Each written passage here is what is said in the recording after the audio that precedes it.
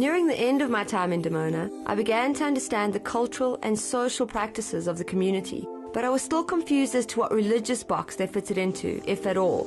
So Mariel took me to Jerusalem to try and explain the religious practices of the African Hebrew people. We are Jewish. We are Jewish in the sense that we trace our tribal roots back to Judah. So we are Jewish in that sense, but in terms of being adherents to the principles of Judaism, the religion, that we are not. The religious aspects of the African Hebrew community can get confusing, because even though they identify with some aspects of Judaism, they also identify with some of the Christian beliefs. This is the property that is in great dispute here. This is the Temple Mount. This is Mount Moriah. Mount Moriah is the mountain on which the patriarch Abraham was about to sacrifice Isaac, which makes this spot then sacred to both Christians and Jews. It is also where in the days of the building of the temple, where the holiest of holies was and the Ark of the Covenant rested. It is also where Muhammad is said to have ascended into heaven, even though there's absolutely no record of him ever having been in Jerusalem. But nevertheless, it is the third holiest shrine in the Islamic world after Mecca and then Medina.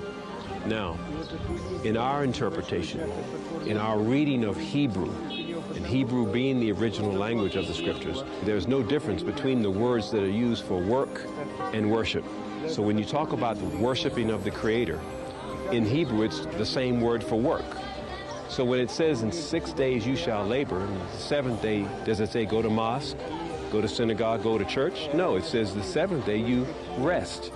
So where do you work? Where do you truly worship the Creator? In the Hebrew thought, this is where you worship the Creator. It's your actions, it's your thoughts. And whatever you are doing during the course of the week, that is your worship. Okay? But never was it to be inside of an edifice or a building. The Creator didn't need us to erect big, huge houses and dedicate them to Him. He just simply needed us to do His works here on this planet, on this earth.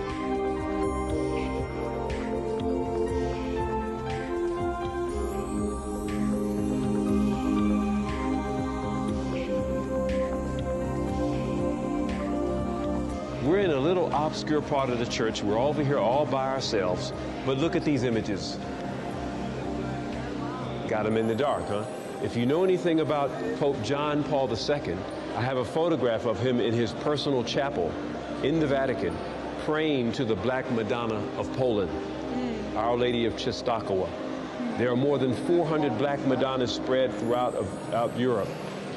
There's an acknowledgement of the Africanness of the biblical personages.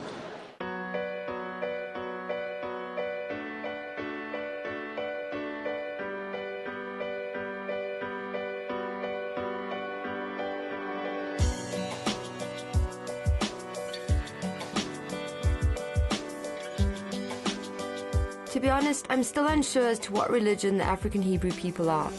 I think it's because you can't box them according to our definitions.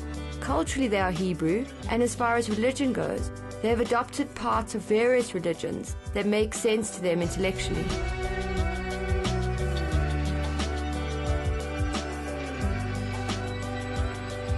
Being in Jerusalem was strange. It's one really tiny city with almost every religion trying to own a piece of it. And they all fundamentally believe their truth is the only truth, which for me makes none of them true.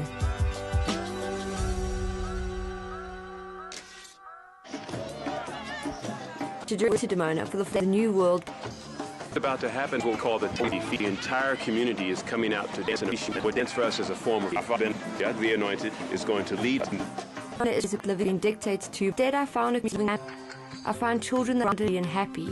It's a village of peace. It's a way of life that we experience, that we live every day.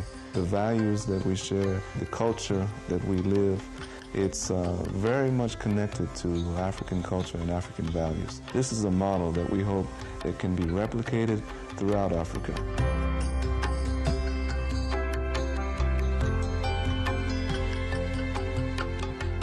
We discovered that you can live in peace. We discovered that you don't have to drink whiskey and shoot dope and kill people and all. We've discovered all of these things.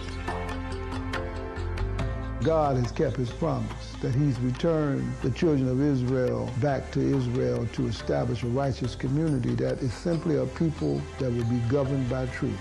No force or power or army or nation on this earth will stop the continual growth and development of the new Adamic civilization. Africa was the Eden of the Bible. This is the chosen geographical location where the Creator made himself known. And in the new Genesis, it will be the chosen geographical location wherein his great rebirth, the knowledge of his presence, will come back into existence.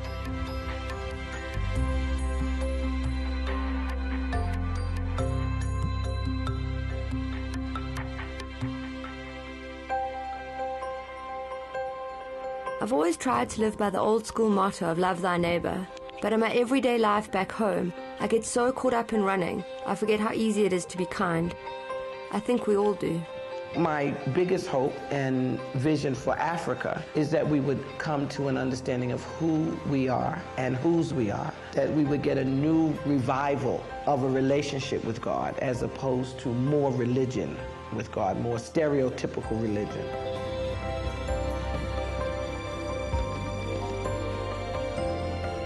This is the beginning.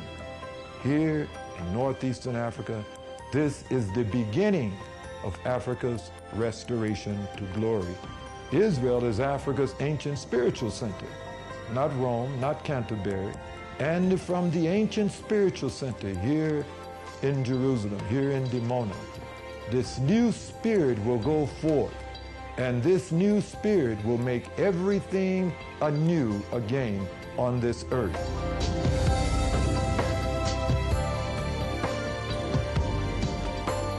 So I'm leaving Israel today with the lightness in my heart that if we try a little harder to connect, it's possible to find those old school values of love thy neighbor. I feel honored to have been accepted into the African Hebrew community with open arms. Thanks, guys.